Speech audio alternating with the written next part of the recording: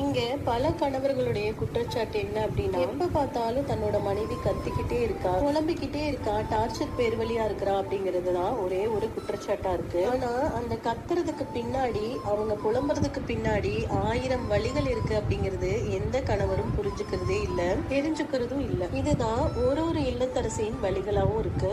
காலையில இருந்து ராத்திரி வரைக்கும் வீட்டுல வேலை பார்த்துட்டே இருக்கிறோமே அப்படிங்கிற ஒரு ஸ்ட்ரெஸ் தான். தனக்கான நேரம் அப்படின்னு எதுவுமே இல்ல, தனக்காக ஒரு ரிலாக்ஸ் அப்படின்னு எதுவுமே இல்ல அப்படிங்கிற வழிதான் அப்படின்னு எந்த கணவருக்கும் தெரியறதே இல்ல, புரியறதே இல்ல. இதுல இன்னும் நிறைய பிரச்சனைகள் இருக்கு. தன்னோட பிள்ளைகள் சொல் பேச்சு கேட்கறது இல்ல, நான் என்ன செஞ்சாலும் அதுக்கு குறை சொல்லிட்டே இருக்காங்க. காலையில இருந்து ராத்திரி வரைக்கும் கணவருக்காகவும் பிள்ளைகளுக்காகவும் பார்த்து பார்த்து செஞ்சு கொடுக்கறமே, ஆனா அதை அவங்க உதாசீனப்படுத்துறாங்களே அப்படிங்கிற ஒரு வழிதான். நீங்க காசால எதையுமே கொட்ட வேண்டாம், வேலைகளாலையும் பகிர்ந்துக்க வேண்டாம். அவங்க கிட்ட ஆறுதலா 4 வார்த்தை பேசினாலே போதும். நீ ரொம்ப நல்லா பாத்துக்கிற, எங்களை பாத்துக்கிற, குடும்பத்தை பாத்துக்கிற அப்படின்னு வார்த்தைகளால சொன்ன